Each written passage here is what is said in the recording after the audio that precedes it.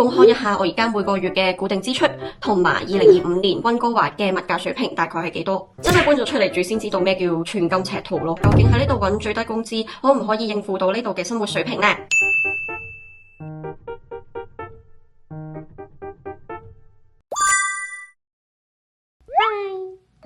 屈指一算啦，原來我不經不覺都已經喺溫哥華呢度生存咗2年嘅時間。想當初啱啱落地，作為一個畢業冇幾耐又冇乜錢嘅新移民，真係會有好多嘅憂慮咯。但係我都竟然生存到2年。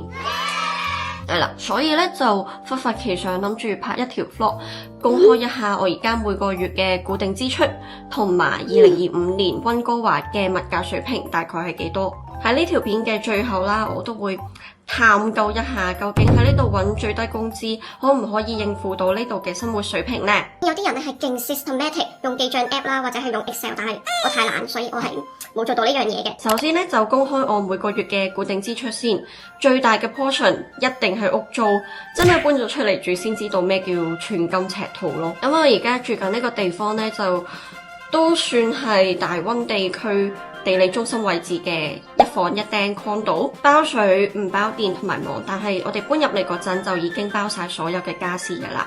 咁屋租就係每人每個月1200蚊，我同我妹一齊住嘅。咁我哋幾個月前先至搬過嚟啦，咁所以大家都可以當做係25年一個最新嘅租金參考。而電費方面呢，我哋都算係比較節省嘅人啦。咁啱啱過咗嗰個冬天，其實我哋都冇開過暖氣咁滯，同埋溫哥華嘅冬天其實都唔係好凍，所以我哋每人每個月咧就大概係17蚊左右嘅啫。而居家上網費方面咧，就係每人每個月28蚊。至於交通方面啊，我而家通勤或者出街都係主要靠呢個 SkyTrain 或者係巴士啦。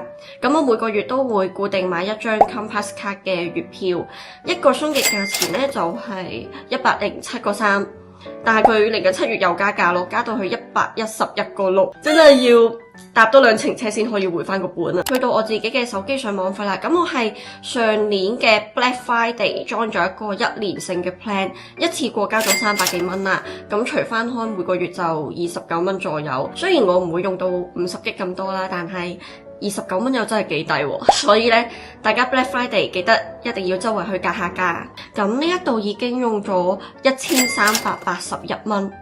1個3，係啊，而呢個月我都有間唔中記錄一下我平時嘅消費同埋飲食習慣啦，所以去到呢條片嘅最後呢，我就會公開一下究竟喺娛樂同埋飲食呢2個比較浮動嘅支出大概係幾多啦。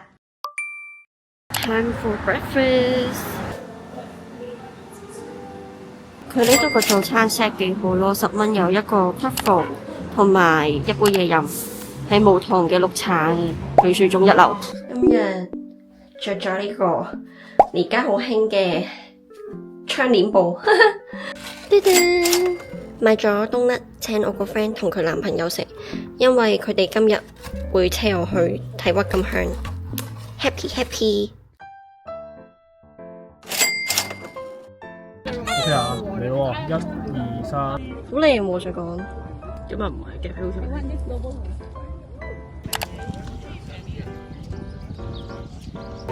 Baby M&M with cup。今日懶得煮啦，所以嗌咗外賣。其實我未試過呢間嘢，我嗌咗2個餸，一個呢個雞髀肉，另一個就係蝦。我諗呢個份量應該可以夠我食2餐。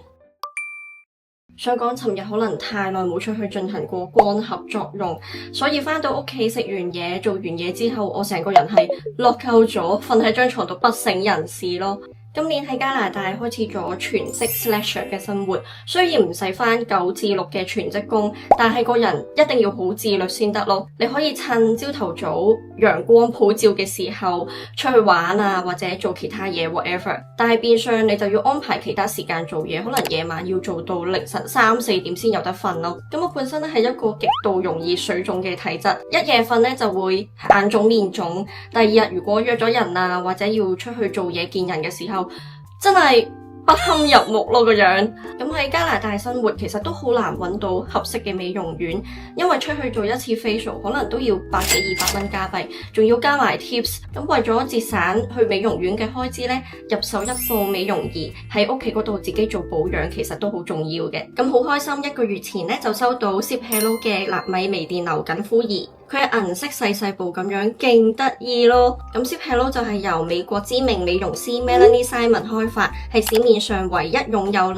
微電流嘅品牌，可以促進細胞嘅新陳代謝同埋 ATP 嘅產生，刺激肌肉嘅收縮同埋放鬆，長期維持肌膚提拉嘅狀態，效果會更加持久㗎。老實講，啱啱收到嗰陣呢，佢嘅功能係非常之吸引，因為佢有緊緻皮膚、輪廓提拉、減淡細紋、美白、促進皮膚自我修復嘅功能等等。如果大家驚唔識用呢，都唔緊要，大家可以事先 download 一個手機 app， 咁入邊呢就會有一啲護膚計劃可以跟住去做。咁我嘅皮膚呢本身就係好容易敏感泛紅啦，特別係加拿大嘅天氣真係好乾燥，佢隨機就會附送一支 Complex Gel， 有唔同功能嘅導電 gel 可以俾你揀嘅。咁我就去用開呢一支有保濕抗敏功用嘅 Silver Gel， 每次擠大概3次份量呢就可以足夠你成塊面去使用㗎喇。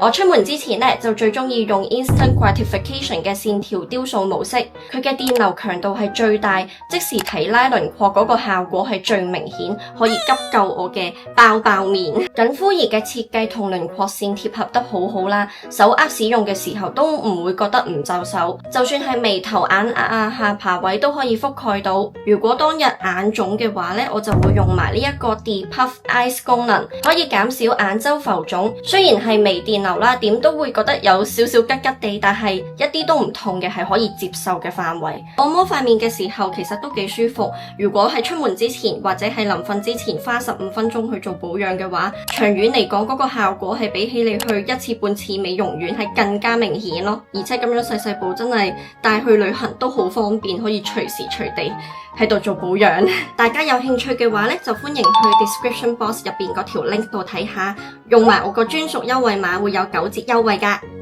翻嚟，咁我而家去咗水腫，化咗妝之後呢，終於似翻個人樣。咁今日呢，就係一個工作日啦，因為尋日都用咗好多錢，所以要收支平衡，今日要努力賺錢。咁今日呢，我就要出去教琴啦，晏晝3點教到去夜晚7點，咁所以我而家要準備出門口啦。今日天氣好好，但係我要翻工。我教琴嘅地方呢係冇巴士直達，咁所以我每次都要搭巴士去到某一個站，然後再行10幾分鐘咯。有一次落雪啦，本身10幾分鐘嘅路程俾我行咗成大半個鐘。翻工之前一定要買嘅續命水。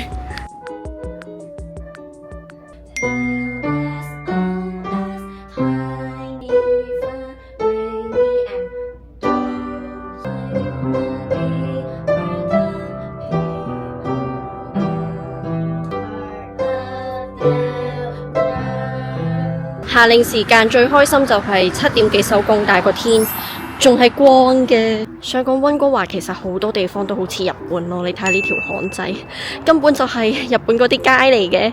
TMI 呢排呢啲頭髮開始長啦，所以我成日夾呢一種外彎嘅造型，睇落去呢就會蓬鬆啲。但係我諗緊可唔可以再剪短佢，因為剪短咗實在翻唔到轉頭，太方便。然後而家時間尚早呢，我諗住去 Metro Town 嗰邊買少少 grocery， 因為屋企啲廁紙用晒，所以今日必須要買。老實講，我買 grocery 呢都冇話特別點格價，都係見到邊嚿方便就拎邊嚿。返屋企啦，拎住勁多嘢咯而家。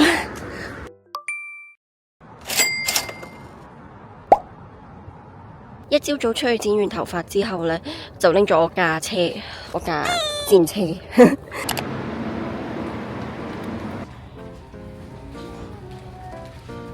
首先就係買米，10磅成為27個幾。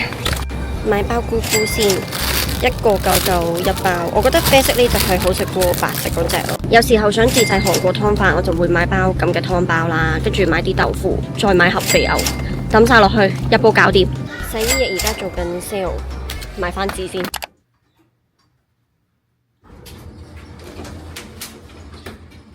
雖然今日天氣真係好好啦，但係我都係要返屋企繼續工作。補充糖分是必須的。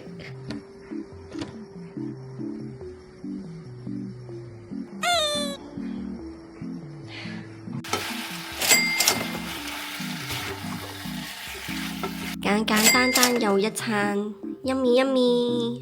睇完我平時嘅生活啦，其實都真係幾悶。喺娛樂呢一方面咧，其實我個支出就唔係話好大嘅，可能間唔時啦，買下衫啦，買下化妝品咁樣啦。咁所以我每個月嘅娛樂使費大概都係 around 100蚊左右。去到飲食方面啦，有好多人都話嚟到呢一度要成日自己煮，因為你出去食嘅話又要俾 tax 又要俾 tips。我自己咧就一半一半，即係如果真係太懶唔想煮嘅話咧，我就會買外賣或者出街食。日日都煮嘅話好攰噶嘛，係咪先？咁所以如果我當20蚊一餐嘅話咧，我每個星期平均都會食4-5餐左右啦。加埋其實溫哥華呢度嘅嘢食 portion 咧，以我一個食量嚟講，我大部分都可以1餐到2餐食咯。煮飯方面咧，我每個禮拜可能去1-2次超市啦，連埋日用品一齊買嘅。2個人食嘢用嘢嘅份量咧，每個禮拜大概用120蚊左右，即係每人60蚊。咁我當一個禮拜出去食嘢100蚊啦，再加埋60蚊嘅買餸錢，每個禮拜大概就係用160蚊。而4個禮拜嘅話咧，就係640蚊左右啦。將620蚊加埋呢個娛樂錢，再加埋我片頭所講嗰個雷打不動嘅支出呢，咁我每個月就會用大概2101個3左右啦。咁我都知好多人啱啱嚟到啦，未必揾到本行住，可能要打一啲最低工資嘅工。咁究竟喺度揾最低工資可唔可以喺度生存到呢？其實6月1號咧 ，BC 省就加咗最低工資，加到去17個8毫半。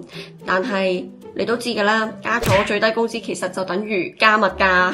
睇翻呢度，根據呢個 Career Bacon 嘅網站顯示咧，如果你係揾緊17個8毫半一個鐘，咁你每個鐘有2個9毫7咧係拎咗去交稅嘅，當中係包括 CPP 同埋 EI。咁你每個鐘實收嘅咧就係得14個8毫8嘅啫。咁我當你一日翻8個鐘啦，每個月翻20日工嘅話，你每個月實收係得2380個8嘅啫。變咗可能你要喺一啲支出上面慳錢，例如屋租啦，始終都係一個好大個 portion 啊嘛。有啲人可能會同人哋住 share house 或者係住 basement， 而我自己都有 download 一個 receipt app 嘅，買完嘢就可以 upload 張收據上去啦，儲積分，儲夠一定嘅積分就可以換到 cash 噶啦。咁呢條片咧就分享咗我每個月嘅固定支出同埋平時嘅消費習慣啦。唔知你哋無論係香港、英國或者係加拿大 whatever 啦，而家用緊大概幾多錢嘅生活費呢？咁我哋就下條片再見咯，拜。